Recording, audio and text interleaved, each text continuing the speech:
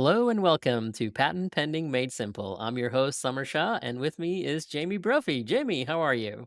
Hey, Summer, I'm good. How are you? I am doing all right. It is the New Year's, and I have already made some New Year's resolutions that I have broken. How about you?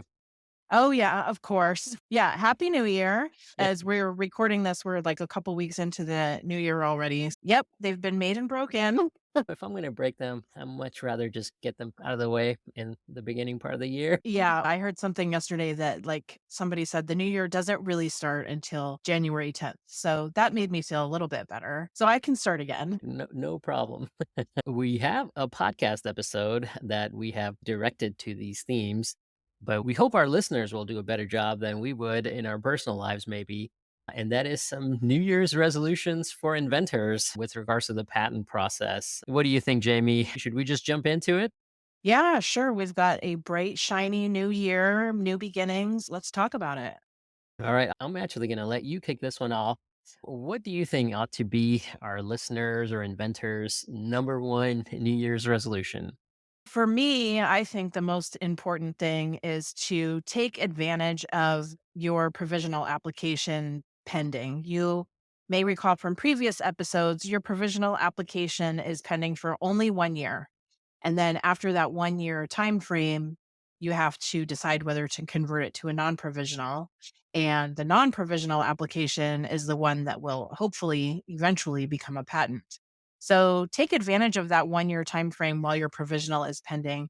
And when I say take advantage of that time, do things like find manufacturers or potential licensees or potential investors or things like that. There's all kinds of things you can be doing to determine whether you want to proceed with the cost of filing a non provisional and prosecuting a non provisional application. It does get quite expensive. So I think it's a good idea to have a path in mind for what you're going to do with your invention once you do get the patent. Anyways, yeah, to summarize, I think my number one New Year's resolution that I would like to see independent inventors do is take advantage of that 1 year and really that's when the work really needs to go into developing your invention, coming up with a plan for monetizing your invention, things like that. What do you think, Summer? Do you have anything to add to that? No, I think that is a great New Year's resolution. And I think if our listeners or inventors keep one, this would be it. I would agree with that as well. I always talk about strategy, right? Like, I think strategy is very important in the patent prosecution process, in the patent process in general. And it is impossible, I think, to be strategic about your invention and your patents without having an end in mind, right? So they say that you should start with the end in mind. And that's what strategy is in my mind, is how do we get from the start to the end as efficiently while maximizing value and all sorts of other things, right? How can we accomplish those things effectively? And to me, that's the definition of strategy. And it goes into what you said, Jamie, is impossible to be strategic to maximize the value of your patent and the value of the process unless you have that end in mind. And having that end in mind will also help you do all these things that you talked about, Jamie, from a licensing perspective or a litigation perspective. I think that's really important. The other thing I'll add to this is that sometimes we have clients who think, oh, a year is a long time. And I think inventors tend to be optimistic people by nature, right? I think because they are solution oriented, they're also very optimistic. And as we know with New Year's resolution, it's easy to be optimistic. It's easy to project forward and think that, oh, I'm going to eat less sugar, right? Probably the best predictor of what you are going to do in the next year is what you've done in the last year, right? That doesn't mean that you're locked into that, but that's, I think, a realistic viewpoint, right? So think about your past year, think about the progress you made, and project that forward and the effort and the time involved in doing that. If you're going to do a lot more than that, project out that time and effort that it's going to take to accomplish that goal. So, yeah, I think sometimes your optimism can work against you, especially for inventors. So, yeah, I would echo that or second what you've said, Jamie. Yeah, I agree with everything you just said as well, Summer. That 1 year does fly by. We start bugging our clients about 9 months after filing their provisional to say, hey, are Mhm. you going to file a non provisional? That's the other thing is your attorney, if you're working with an attorney or a patent professional, they're going to need time to prepare the non provisional. So, really, you have less than a year to make that decision. But yeah, I get those notifications pop up in my email and I go, oh my gosh, it's already been 9 months since we filed that provisional application. It does fly right by. So yeah, once that provisional gets filed, be ready to hit the ground running. I think that's when a lot of the work takes place. Another thing I didn't mention is like marketability analysis. Do you know if your product's going to be marketable even? Yeah, those are all good things to think about during that provisional time. Yeah, that's very good too, Jamie. And not to belabor the point, but can you set the table for what happens if you don't take advantage of that 1 year? You alluded to this earlier, but to really set the stage, what are the difficult choices that you get locked into if you don't maximize that 1 year window that you have? Yeah, I think we actually have kind of a couple clients that are in this situation. Once the 1 year goes by, you need to determine whether you want to file a non provisional. And that does get expensive. At least for our firm, it's another basically what you paid for the provisional. You need to pay that again for the non provisional. So that is expensive. And then once your application's pending, your non-provisional application is pending, and the patent office picks it up and examines it. And like we've talked about on here before, oftentimes you get a rejection. So then you're going to need to make the decision of whether you want to put the time and money and effort into responding to that rejection. And then if you get another rejection or something else happens with your application that you need to spend some more money on, each little thing that happens during the prosecution is going to cost you time and money. So yeah, it's a good idea to know those things ahead of time. How much do you want to put into it? How profitable is this going to be? Is it worth it to get the patent on it?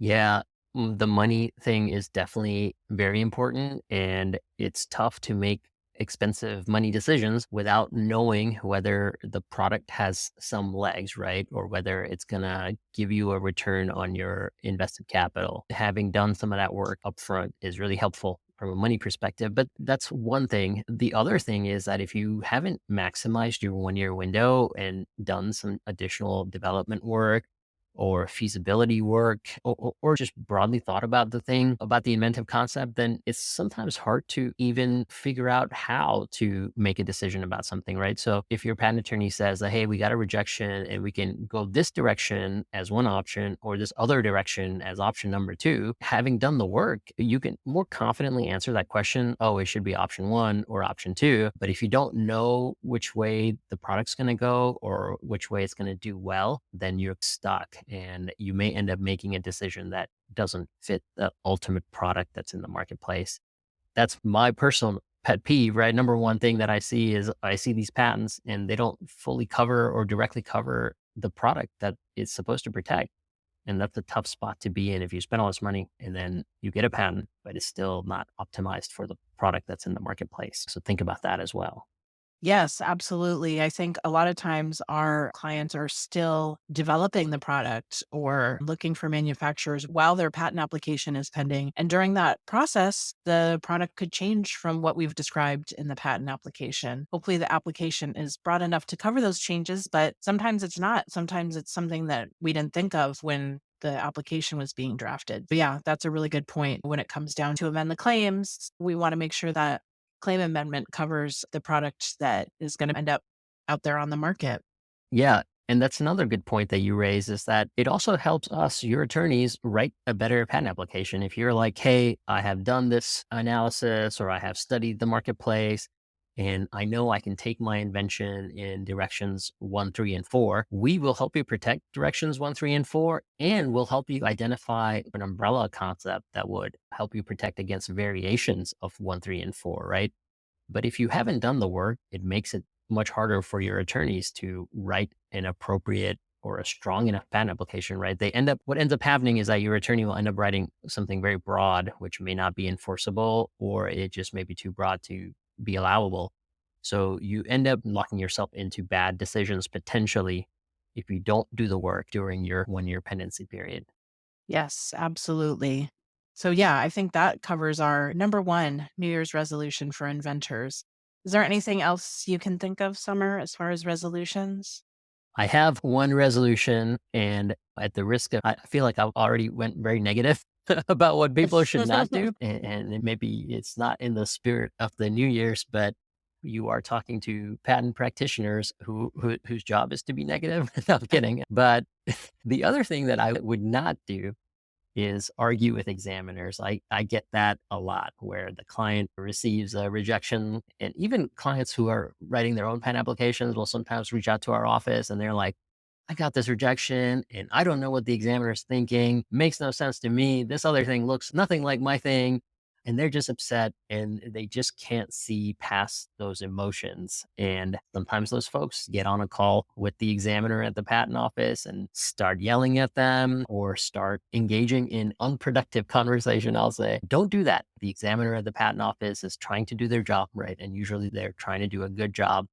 I think the best you can do is be open minded and listen and try to engage in a productive dialogue with those individuals instead of berating them or yelling at them. That's a great resolution as well. You want to make the examiner your friend, establish a rapport with them, even if you do think they're being a jerk. I remember when I was an examiner and I had an attorney that was a little rude to me and accused me of things that had nothing to do with the merits of the case. And yeah, it made me not really desire to work with him to come to a solution and made things difficult for prosecuting that application.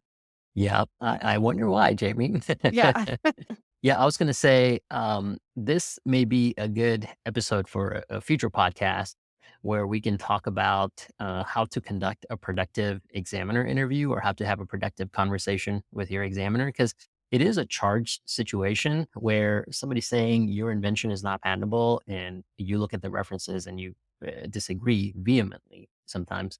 When you're in that situation, how can you get to a productive place? And I have a framework that Jamie, you and I have talked about. Ian and I just talked about this recently about how to engage with an examiner in a productive way so that everyone can walk away with an eye towards a resolution and without hurting your case from either direction. So I think that might be a good one for us to tackle in the future.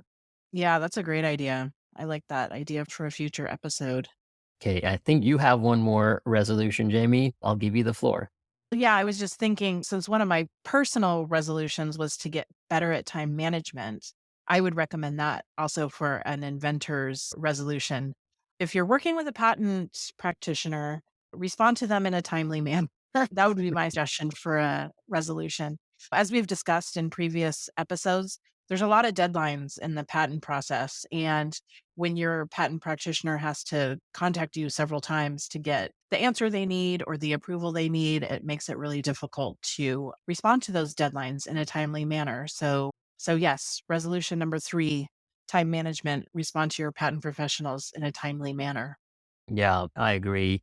We have clients who are very quick about responding and engaging with us, and we have clients who are very slow or dragging their feet. And I think sometimes I always think about it as they're not intentionally trying to be slow, but they're just sorting out a bunch of other things like on the business side. So they need to figure those things out first, and then they can like give us appropriate direction or engage with us in an appropriate way, which is totally fine. Just let us know, right? That, okay, we're working on this. We'll get back to you in 10 weeks or whatever it is. That helps us plan and docket things appropriately because there's this human nature component to this. And I find myself thinking this way too, where if I have a client who I know is going to respond to me in a week, then I will schedule their tasks a week out and we'll just get through it faster. I know we can have a good resolution. And if I have another client who's going to take 10 weeks to respond to me, then it's hard for me to invest a lot of time and effort into the thing because I know in 10 weeks I'm going to forget it and then I'm going to have to reinvest that time and effort to get back up to speed. I think even if your practitioner is not intending to do a bad job, I think you increase your odds of them doing a bad job, right? By not being communicative, by not setting expectations, and so on and so forth. I think it's important to communicate as well because I think I understand. Like, I always think that there's a bunch of stuff going on in the client's life or business that's why they're not responding. And I hope that's the case. But even if it is the case, it's hard for your attorney to schedule things and docket you for things for a timely resolution if we're not hearing back from you quickly enough.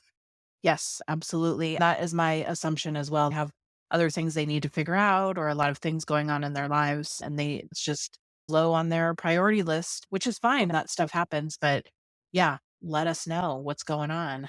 Yeah. Oh, I think that Looks means like our that's time's time. up. Yeah. It looks like we have an external timing bell here. That sounds good. All What a great right. way to end a New Year's resolution podcast. Yeah, it I was hope perfect. I hope this has been helpful to everyone. I hope everyone sticks to these New Year's resolution. If you struggled with these, or if you think there are other ones that might be good ones for inventors, please email us or message us and let us know. Yes. All right. Thanks, Summer. I'll talk to you next time. Yes, thanks, Jamie. All right. Thank you for joining us on the Patent Pending Made Simple podcast. I hope you enjoyed our show. If you'd like to receive updates, view the show notes, or access a direct link to any resource, go to the episodes page on patentpendingmadesimple.com. To help others find our podcast, please like, share, and subscribe. Thanks again for tuning in. I look forward to having you with us next time on Patent Pending Made Simple. This podcast has been hosted by Outlier Patent Attorneys and is not intended to, nor does it create, the attorney-client privilege between our host, guests, or any listener for any reason. The content of this podcast should not be interpreted as legal advice. All thoughts and opinions expressed herein are only those from which they came.